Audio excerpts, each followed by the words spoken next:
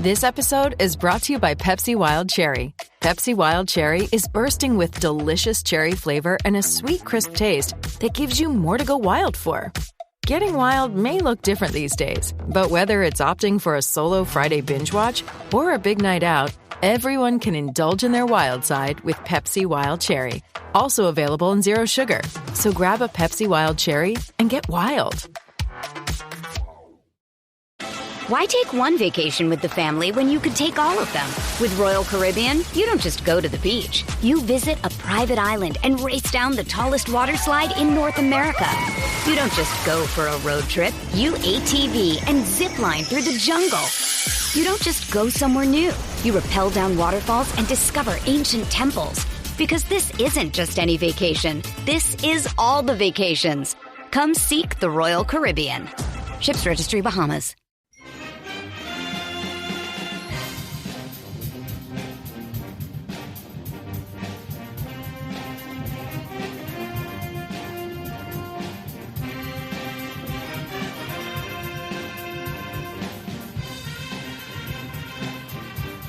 Hello, Duke fans, and welcome to episode 515 of the Duke Basketball Roundup podcast. The 515, that's a great song by The Who. Either of you familiar with it? It's a good tune. It's one of the lead tracks off of Quadrophenia. Anyway, we're back to talk some, I'd say marginal, but still important Duke basketball news. I am your host for this episode. I am Sam Klein, coming to you on the morning of 5/13. It's May 13th, not May 15th. I am joined, as always, by Jason and Donald. Jason Evans, good morning, sir. How are you? Good morning. Good morning to you.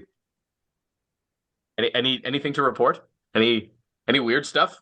No, not really. Not really. The COVID is almost completely gone. I'm almost completely over COVID. I still have a little bit of a cough, but other than that, everything else is fine and dandy in the Evans household. Boy, Donald Wine, good morning.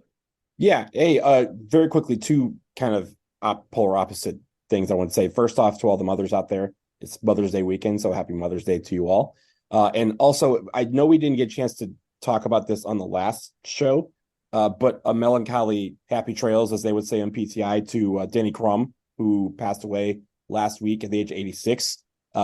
Two national championships in the 80s, 1980 and 1986. I know we don't like to talk about 1986 because that was at the expense of our Duke Blue Devils, but Denny Crum, one of the legendary coaches in college basketball history, and I just want to have a melancholy happy trails to him and the career that he had. 86 is right in the territory that we call job well done. Rest in peace. Jason, any further reflection on Denny Crum? No, I mean, he was the guy who, my freshman year, Duke made the NCAA finals, 1986, and Denny Crum was the coach of the Louisville team that defeated us. But I still have tremendous respect for the man, and it's always sad when these names that we remember who are just legends of the game leave us. So I will reflect on Denny Crum in a nice way, not with my undying hatred of the 1986 Louisville team. Oh, anything else before we get into the real stuff? No, let's get into it. I hear we have some schedule talk. So we have schedule talk today, and we have the transfer portal entrance window has been closed. So we're going to reflect a bit on that because that gives us a bit of incremental knowledge about what the roster is going to look like for Duke for the 23-24 season. But before we get to that, the schedule news for this week is a big one. We have to talk about every time Duke adds one of these, mid-major, low-major teams to the calendar. They've got that exempt tournament that's going to go on in Cameron with a bunch of schools that may or may not make the NCAA tournament next year. But this news is a big one. So the intel now is that Duke will be playing Baylor at Madison Square Garden on December 20th. So a little pre-Christmas special for Duke against one of the programs that has been, top 10 in the sport, one of the very best programs in the sport the last few years, won the national championship just a couple of years ago. So Duke gets Baylor in December to further highlight a schedule that we know already includes Arizona in Cameron Indoor and Michigan State in the Champions Classic. So, Jason, what do you think about Duke adding Baylor as a MSG game for December this year. I mean, I don't know how you can't be thrilled by something like this. That Baylor is always a really athletic team. They are a test, no matter, whether it's a great Baylor team or one that's a little bit down. Really well coached, always a contender. This is exactly the kind of matchup that you want to see Duke taking on. I love the fact that the Baylor teams always seem to have a lot of athleticism on the floor, and that's going to be a challenge for this Duke team. We're a very, very skilled team. I don't know that I would say that we're the most athletic team out there. We don't have a ton of guys that I go, that guy's just a ridiculous run jump kind of athlete. And I think it's going to be really interesting to see how Duke's, more skilled players match up against a Baylor team that I'm sure is going to have some guys who are just going to be eye-popping athleticism. And we should note that if you're looking at the very early preseason rankings, Baylor is somewhere in like the bottom half of the top 25. So maybe not the national champion from a couple years ago, but certainly a very competitive program. Donald, what do you think about Duke adding Baylor to the schedule? I love it. Bring the schedule on right now, because I love this edition. I think the one thing that is a little bit different than we've seen in previous years, we've seen it like maybe 5, 6, 10 years ago, where we would have this Madison Square Garden game after the reading period break that we normally take in December. But having it after actually adds another element to it, because these guys are going to need to be ready to go as soon as the reading period is done to get ready for a huge test, instead of having it kind of before that break. So I really like not just who we're scheduling, but when we're scheduling it, because I feel like the last time we did this was maybe 10 years ago, where we had the game in Madison Square Garden after the reading period. Well, Sam, I'm sorry, Donald, you're referring to it as the reading period. You mean exams themselves? This will be after exams are done. Correct. I call it the reading period break. So the reading period plus exams, I call that the reading period break. Yeah, I'm trying to recall. We don't know enough about the schedule yet to know for certain if this will be the first game after the exam break. It is very possible that it will be, and that would, that could be a real test for Duke. My bet is they may try and get something scheduled in there just before this game, just to have a little tune-up. But yeah, this is a really interesting time in the schedule for a game like this. So I think the one game that we did have in recent memory that I can recall that was after this exam break, reading period break, whatever you want to call it, I believe the Texas Tech game in 2018. Check me if I'm wrong, but I think that game was just after our little exam break. It was later on in December as opposed to early in December. But remember, that was a tough test, and we could have faced them in the Final Four had we made it there. But I think having this team after that break is a way to kind of make sure we're out of our rest super quickly. If you remember last year, we didn't get out of that rest period, the exam period break. We played Wake Forest and got the break speed off of us. So hopefully we have a better time this time around. You were exactly right. It was actually 2019, although the 2019 schedule took place in December of 2018. We played Texas Tech on December 20th. And 2 days prior to that, on December 18th, we played Princeton. So last time we had this kind of setup, they found a way to get a game in just before it, which, again, I think is a good way to knock some of the rust off. The other interesting element of that is that the ACC schedule now, exists in December, pretty meaningfully.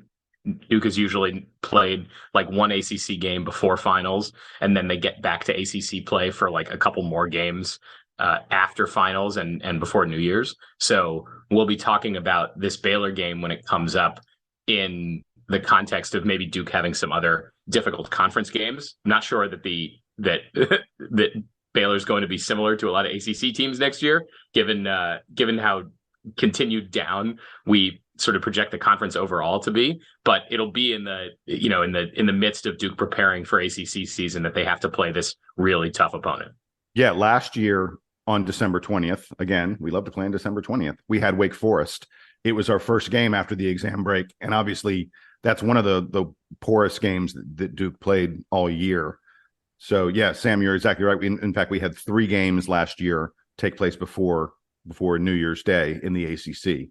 So yeah, I think it's very likely you're going to see Duke with an ACC game scheduled in early December, and at least one in late December, around Christmas or maybe just after Christmas. The schedule's going to be very interesting. I can't wait to see it. We're still probably 3 months away, but I think also one thing to look out for, because we've had this in previous years where we had a non-conference game either towards the end of December or, we even had the St. John's game or Georgetown that we would play in like late January, early February. I think those days are done. We're not, with the ACC schedule the way it is and how many games we do end up playing, I don't think we're going to have a game in January non-conference, but I'm wondering if we have a non-conference game after this, if they, for some reason, put our annual, ACC teams usually get like 1 week break. And if we have it in December, I wouldn't be surprised to have a non-conference schedule in that week right between Christmas and New Year's. I'm not saying that it's necessarily going to happen, but it feels like last year they commented a lot on how the non-conference schedule was so in your face to start the season that they didn't feel like they had a chance to really take a break and practice as a team. If you remember, they talked about Tariq Whitehead, in the middle of December had only had one practice with the team because he'd just come back from injury. So I wonder if they build in some extra time so that, especially with this team, trying to get them to gel and work on some things as they enter late December, so that when ACC season comes, they're ready to go. And it's going to be interesting to see how they kind of lay the schedule out, especially with the non-conference overlaid with the overlap that is the ACC season starting in December. Well, the one thing I'll say, Donald, is that I think this team may need, breaks or opportunities to gel together, as you put it, a little less than previous teams, because, Duke is bringing back more experience. We're bringing back 4 guys, yeah. Yeah, more starts, whatever you want to call it, from this team. Then we should go back at some point and look. I bet the last time Duke brought back this many, and we should wait until we know what Jeremy Roach is doing. My God, if Jeremy Roach is coming back, then Duke is bringing back 4 starters. But the last time Duke brought back this many guys might have been like 2013 or something like that. 2013, that's what I was thinking. Yeah. So they may not need quite as much time to gel together. Not that, obviously working the freshmen in, getting them up to speed, getting them familiar with what Proctor and Mitchell and Filipowski and the such are doing, hugely important, of course. And freshmen also need time to adjust to the pace of the schedule for sure. But it may not be quite as critical as it was last year when we had 9 guys who are new to the program. And you have lots of guys. So the guys that are returning can also show the freshmen sort of what's going on. So even if those freshmen are like slow on the uptake, there's plenty of places, there are plenty of guys for them to rely on. Like I assume that last year, Jeremy Roach and Jalen Blakes were, pulling double overtime duty on getting the guys used to not just the practice schedule, but just being at Duke. There's probably a ton of acclimation that's going on, not just from the freshmen, but from the transfers as well. And so, as you guys said, a lot less of that that should have to happen this year. So I'm sure we will hear quotes from John Shire in September, like, man, this team is way ahead of where we were last year. It's so good to have so many of them back. Sounds like a segue, Sam. Is that a segue? Yeah. So maybe we can segue that into talking about a little bit about the roster. None of this is like the most revelatory part of the schedule here, but so this past week, the transfer window has, or the transfer portal entry time has closed. So you can't enter the transfer portal anymore, technically, if you're a Division I basketball player. Undergrad. If you're a grad, you can still enter, but unless and so we don't know sort of immediately what this means for Duke in terms of taking guys in, but as far as guys going out, we all were talking on our last episode about how there's been no formal announcement from any of Christian Reeves, Jaden Schutt, and Jalen Blakes. So what that means, presumably, gentlemen, unless something goes terribly awry, is that all 3 of them will be back at Duke next season.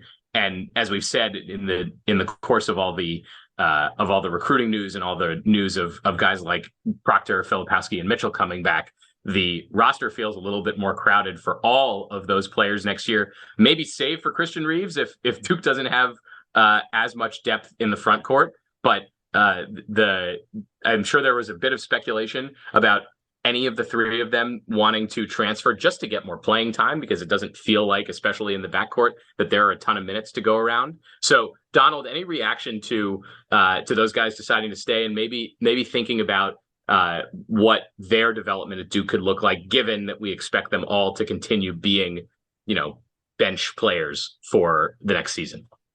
Well, I think the first part is having them on campus all summer. Again, Jason just talked about the continuity of this roster. They are a part of that. Even if they didn't play that many minutes or as many minutes as they thought they would this past season, they are part of that continuity. They can help teach some of the incoming freshmen and the incoming transfers that we have about Duke basketball and what it means and what the standard of excellence is, in the brotherhood and being a part of that. So I'm excited to have them step up in those ways. I'm also excited to see that they will be able to improve on their games. Jaden Schutt, we've talked about how he can be a great jump shooter.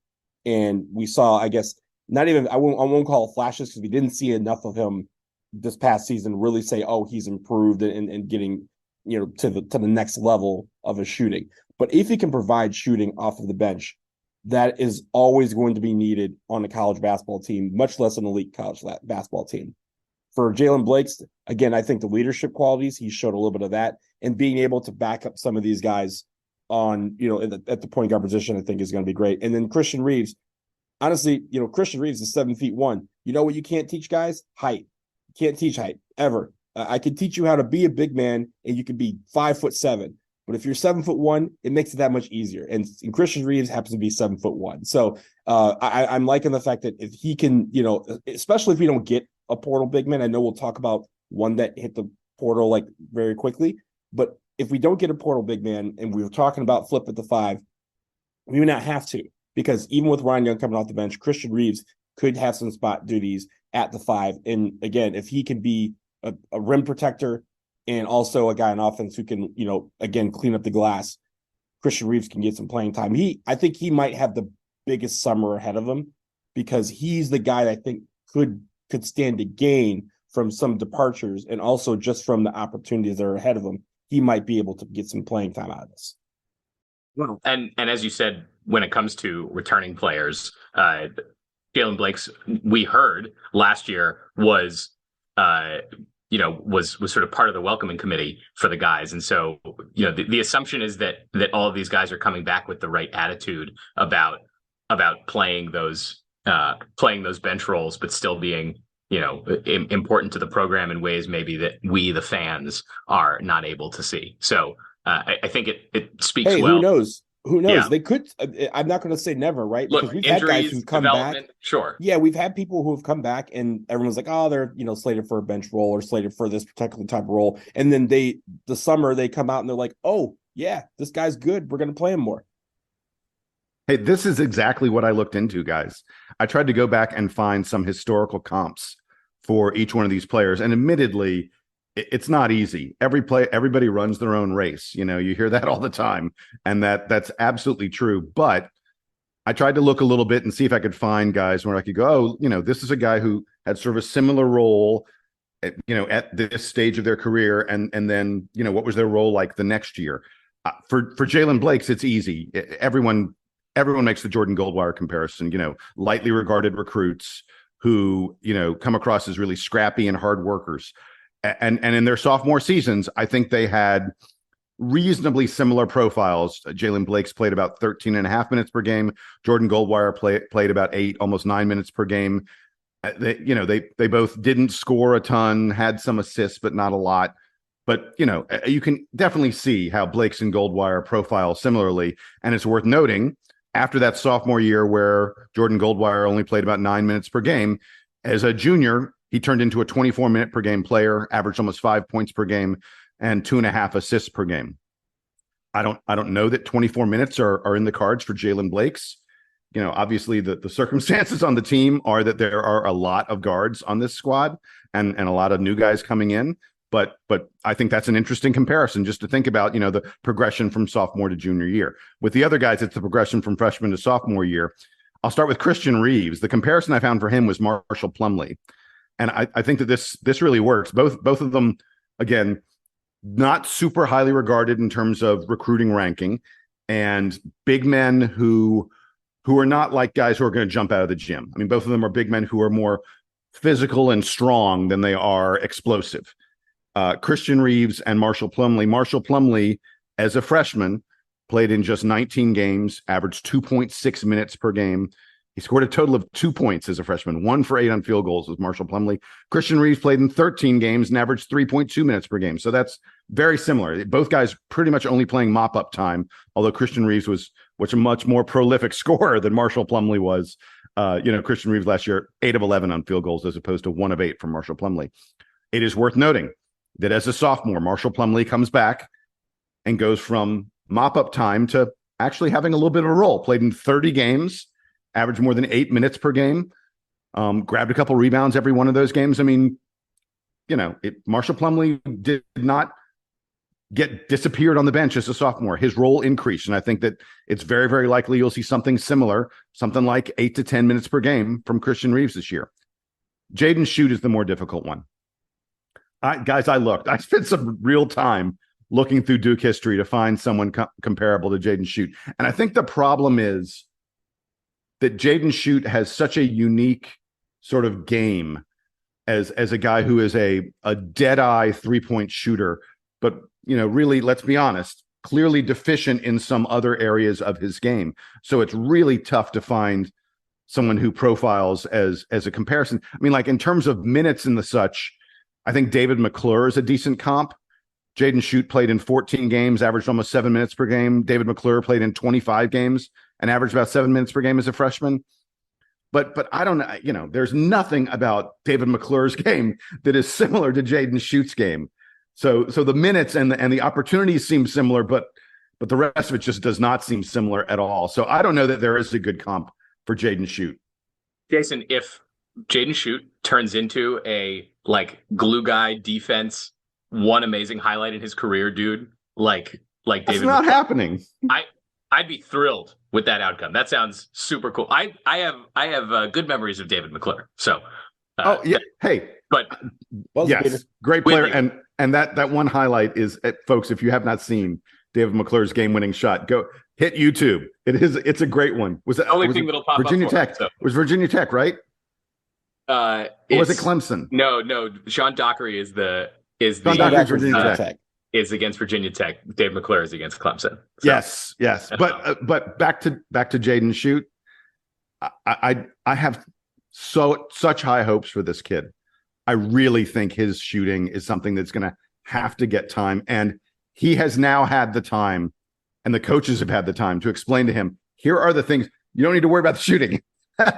Here are the other things you need to work on to get yourself a role on this team. And given an entire summer, and given the fact that he did not transfer, by the way, we haven't really talked that much. We're talking about the guys. We haven't talked that much about the fact that these guys chose to stick around at Duke.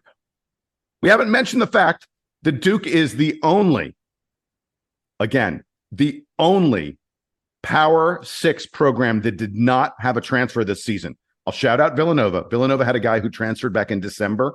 They've not had anyone transfer this summer, but that still counts as the season. But Duke is the only Power 6 conference team that has had 0 transfers off of our roster. That's amazing. It is a testament to the relationship that John Shire has with these guys. And more importantly, it's a testament to the way Shire has communicated with each of these players who could have transferred. And let's be clear, Schutt, Reeves, Blakes, they all could have transferred. They all could be looking for more time elsewhere. But clearly, John Shire has explained to these guys, here is what your role could be. Here are the things you need to do to have that role. And they have bought in and they believe that they can make that happen. And it's unbelievable. It's such, guys, I can't even imagine how well John Shire is doing as a brand new coach. It's hard to even fathom. I will say on Jaden Schutt, it's very clear that this summer he needs to improve his defense, because defense is going to, your shooting can get you on the court, but your defense is going to keep you there. We say that time and time again.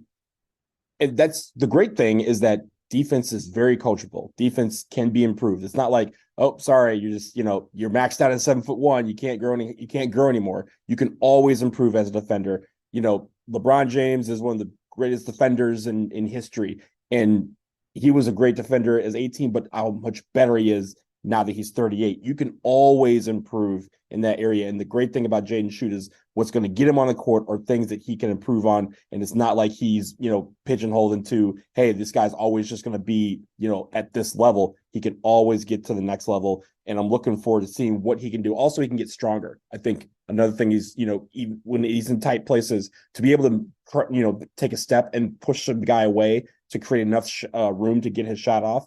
I think he's, if he's working on that in the offseason and he can show improvement in those areas, we're going to see Schutt on the court. The Duke basketball roundup, where you can hear Jaden Schutt compared to David McClure and LeBron James within 5 minutes. It's called range. We know the names of a lot of basketball players. I think that's we're mostly just trying to impress you with the names of the basketball players we know.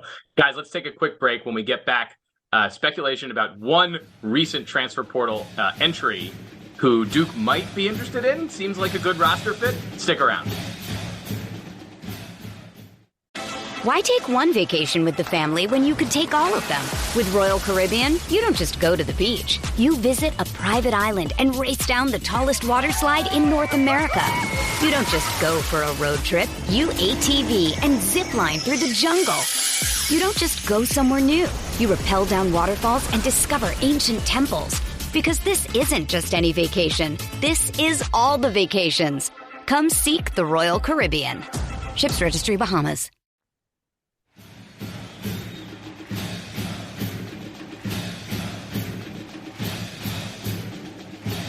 We are back, and we are still talking transfer portal, but this time it is guys transferring out of other places rather than guys transferring out of Duke, which is fun. And this one worth talking about because we still think that Duke's got space on the roster for one more big man, and a big one became available this week. Kansas lost rising sophomore center Ernest Udeh to the transfer portal. The one of the big transfer news items last week was that Kansas was picking up Hunter Dickinson from Michigan, probably the highest profile transfer in the portal during this spring's transfer portal season.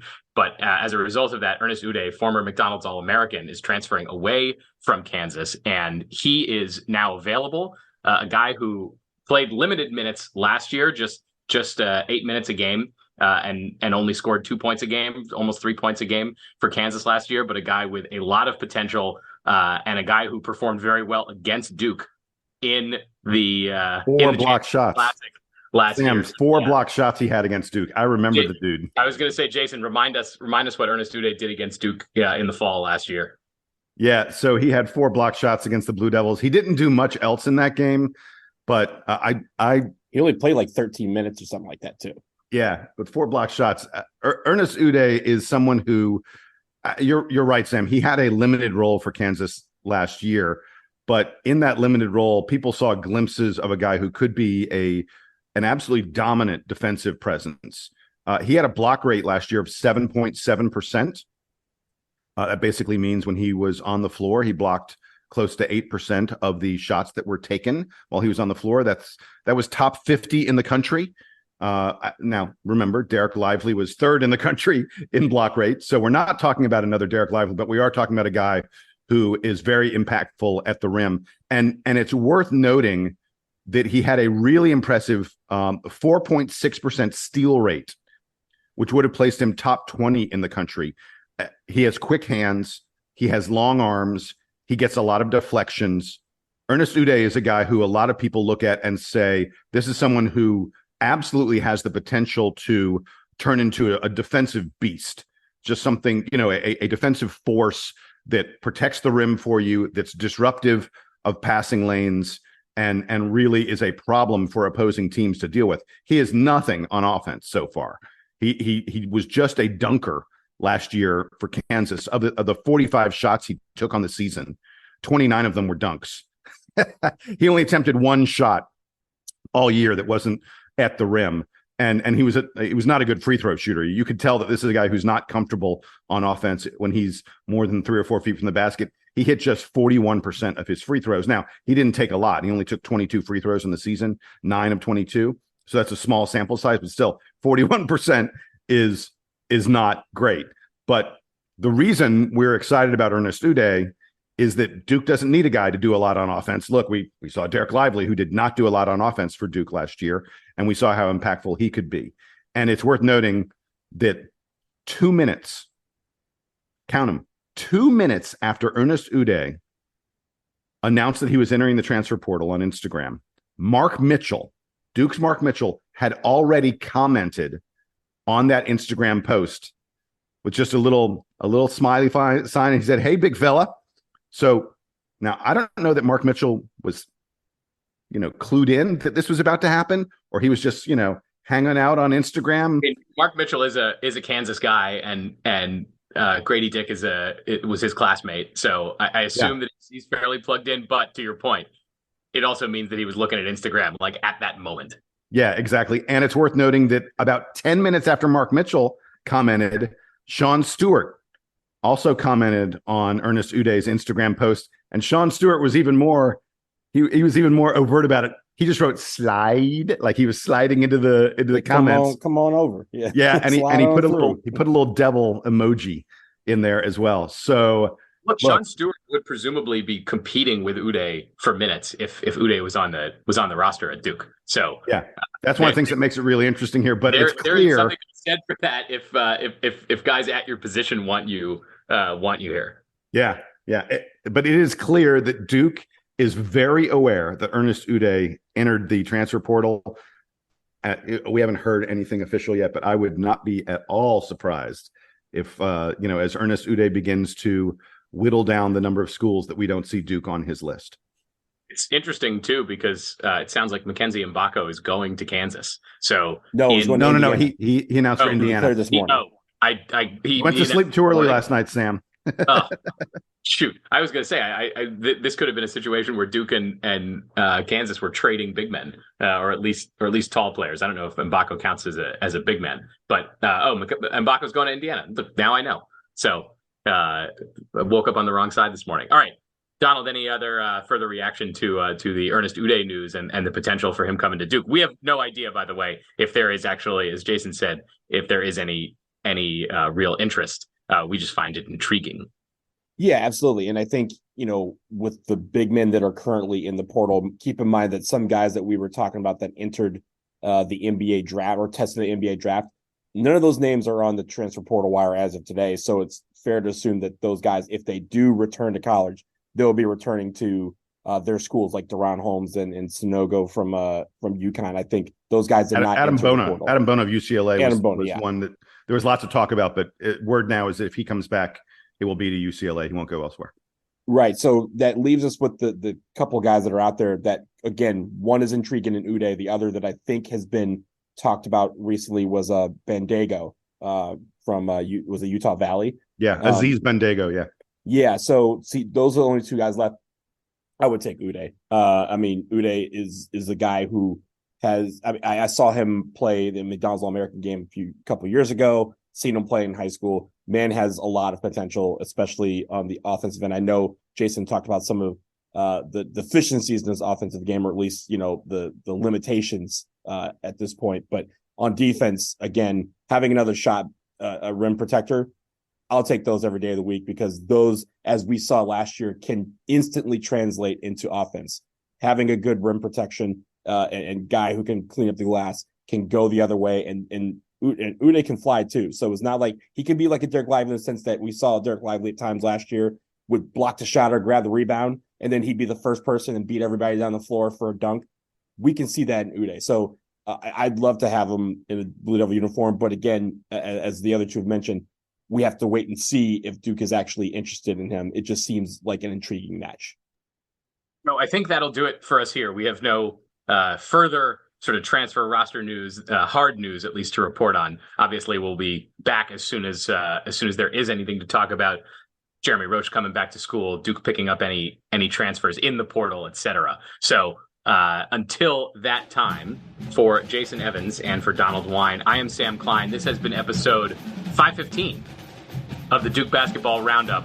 Duke Band, take us home.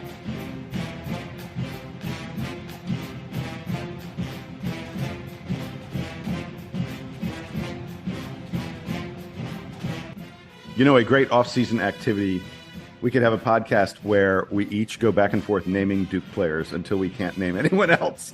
You play a game. It wouldn't be as fun with Duke players. 3 hours. There's not enough. But the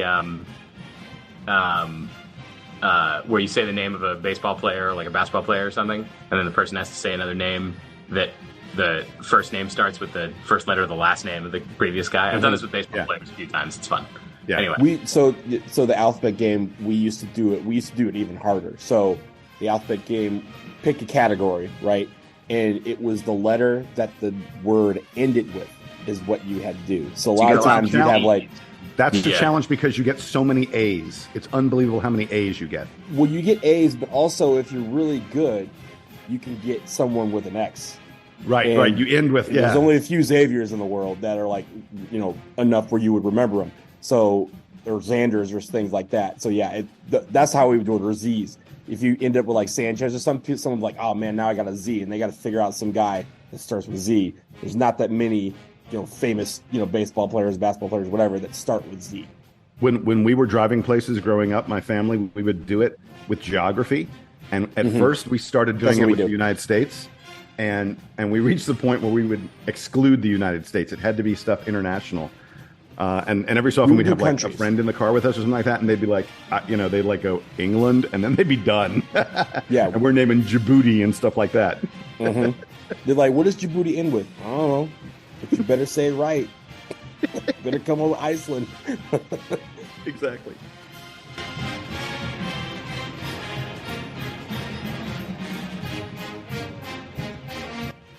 Although I'm going to be really interested in seeing Lively's measurements. I think that when teams measure him, they're going to be like, ooh, like they didn't, it's one thing to see him on the floor. It's another thing to measure him and go like, damn, I didn't realize he was that. Like, he is really long. So I always tell people this, like when I was, everyone, they list a bunch of people like 7 foot tall, right? 6'11", 7 feet. But when you see some people, you're like, oh, that dude is actually 7 feet. Like, that's not a drill. And I will say this, Kyle Filipowski is actually 7 feet tall. That man is a tall beast until you see him next to Derek Lively. Derek Lively was just looking down at him like, hey, what's going on down there? Like, Christian Reeves is listed at 7'1", and even Christian Reeves is kind of like looking up at Derek. Derek Lively might be 7'2". Like, he is a tall human being. And when you stand next to him, you're just like, you will have just your neck will just be contorted just to see his face. Like, that man's tall.